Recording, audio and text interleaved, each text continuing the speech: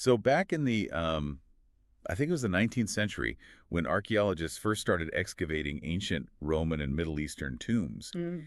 they kept finding these really mysterious little vials.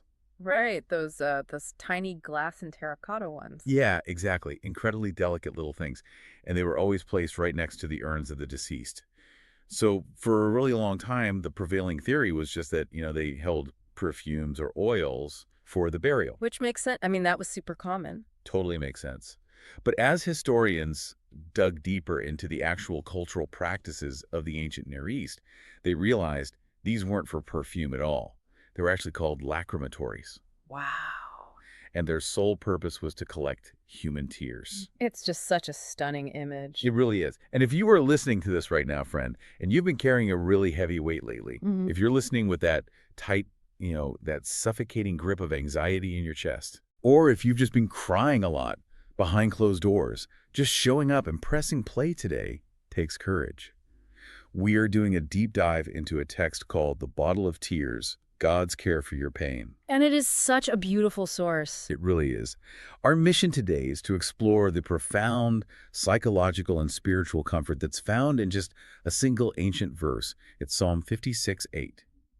And we're going to talk about the staggering reality that your pain is intimately witnessed. It's a fascinating text because it doesn't do the thing we're so used to. It doesn't offer those typical quick fixes that we're culturally conditioned to expect. Right, the just cheer up kind of advice. Exactly, because anxiety has this really cruel way of convincing us that our pain is just, well, too much for anyone else to handle. Oh, absolutely. Or that it's entirely invisible to everyone else. Yes.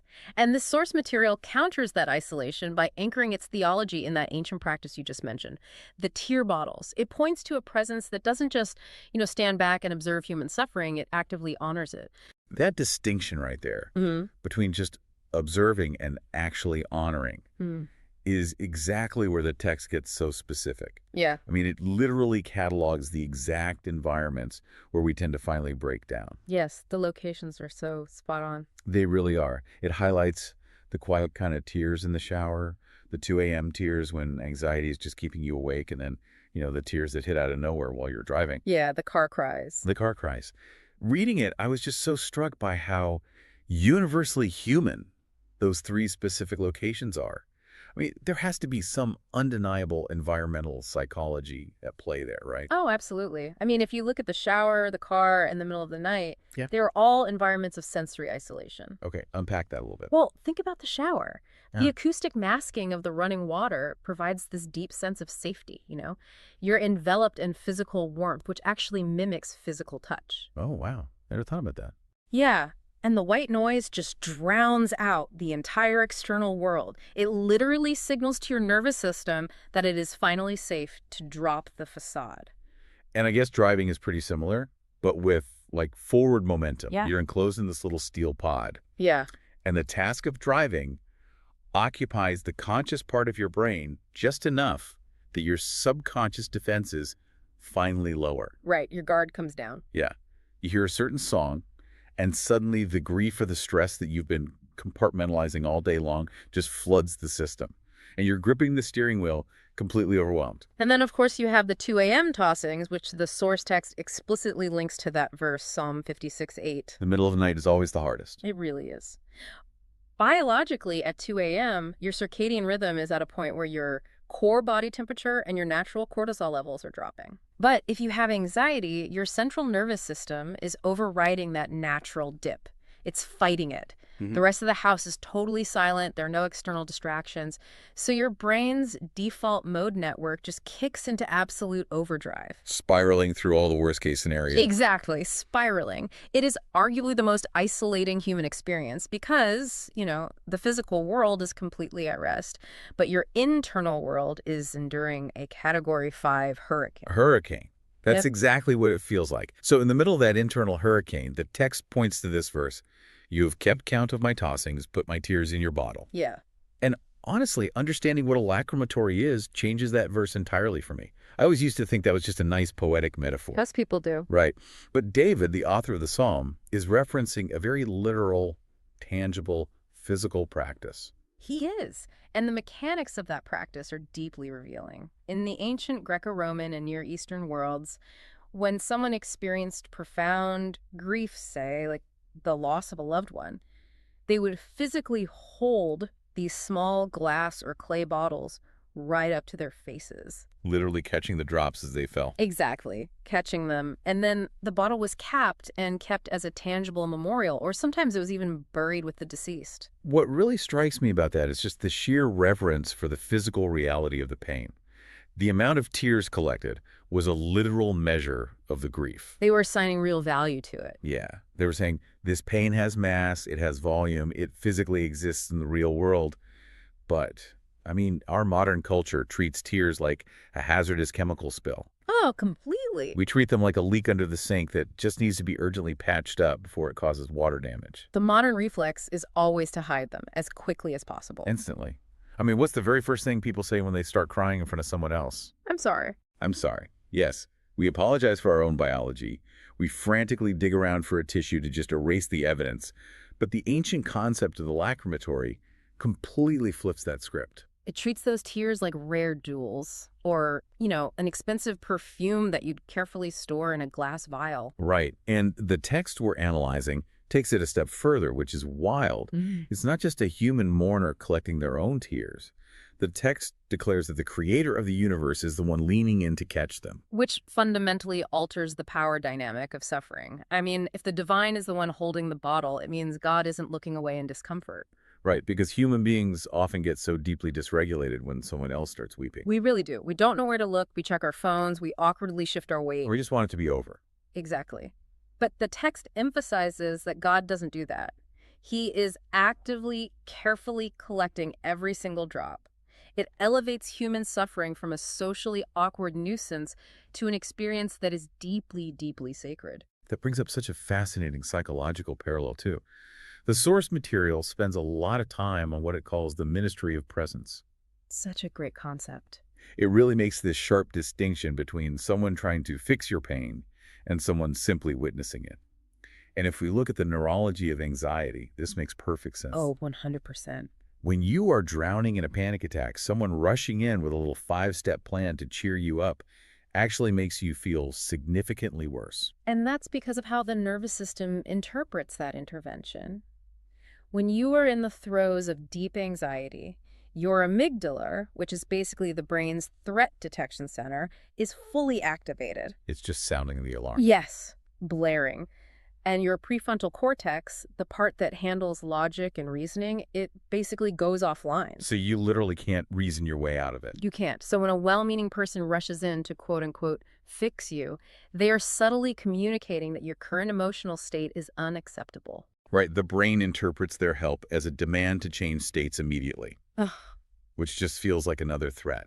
Exactly. It invalidates the pain. It communicates that your tears are a problem to be solved rather than a reality that just needs to be processed. Anxiety is already deeply lonely because it's invisible.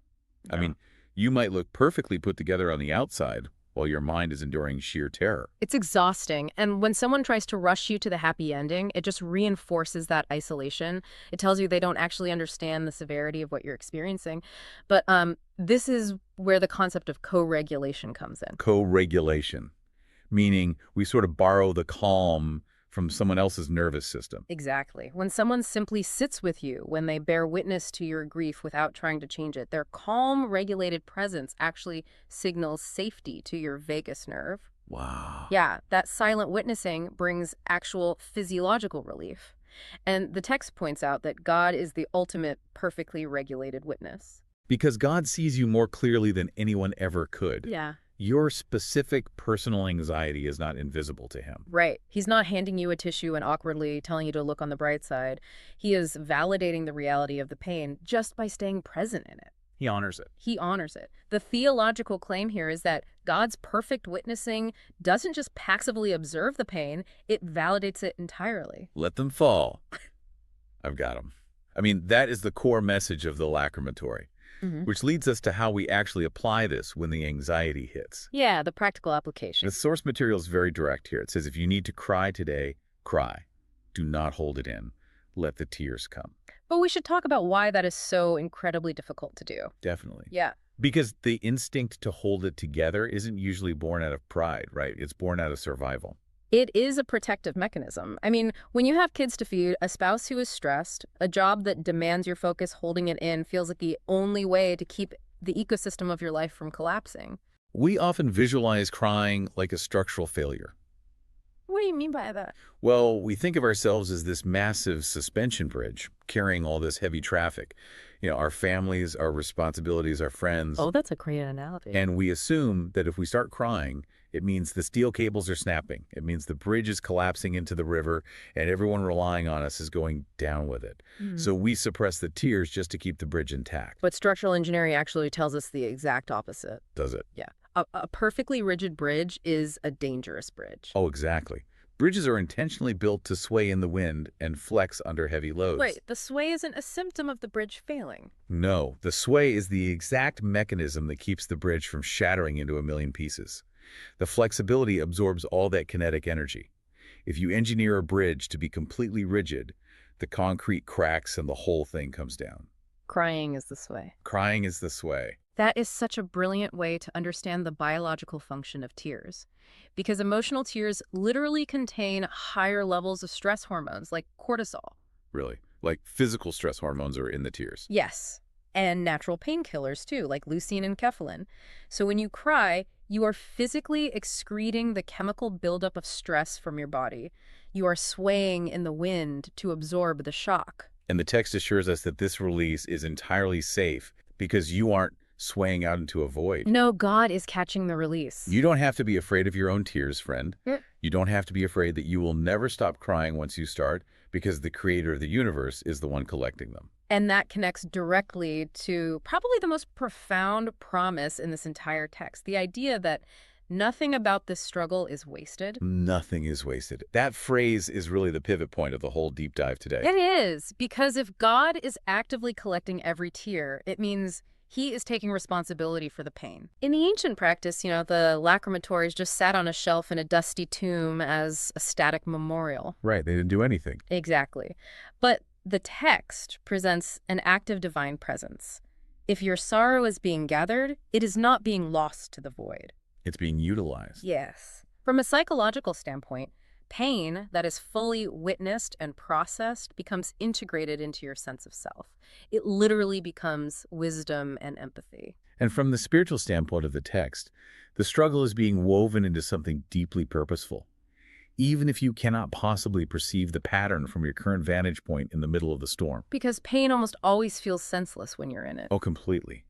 Anxiety feels like a useless, cruel thief of your time and your energy. It just feels like a drain. But this text reframes that completely. It argues that your specific pain has weight, it has deep meaning, and it matters immensely because it is held by the divine. It tells you that your endurance is not going unnoticed. The isolation is just an illusion. To know that the quiet shower tears, the 2 a.m. tossings, the breakdown in the car, none of it slipped by unnoticed. None of it. As we wrap up our analysis of the bottle of tears, we really want to lay out the core takeaways for you. When your nervous system is overwhelmed by anxiety, it can be really hard to retain information. It really can. So let's just crystallize what this text is actually offering you today. There are 4 grounding realities to hold on to here. First, God collects your tears. Every single one of them has value. Second, your pain is never invisible to him. You are fully, completely seen. Third, it is necessary, and it is safe to cry. You have permission to sway in the wind. And finally, absolutely nothing about your struggle is wasted. Nothing. The source text ends with this very specific, incredibly tender prayer. And instead of summarizing it, I'm just going to read it right now, word for word over you. That's perfect. Just let the reality of these words settle in. Lord, you see every tear I have cried. You have counted every sleepless night, every anxious thought. Nothing about my pain is wasted in your hands. Thank you for caring about the details of my life. I give you my tears today. In Jesus' name, amen. Amen. As you go through the rest of your day, friend, or as you try to finally get some sleep tonight, we want to leave you with a final image to carry with you. Something to just hold on to. Yeah.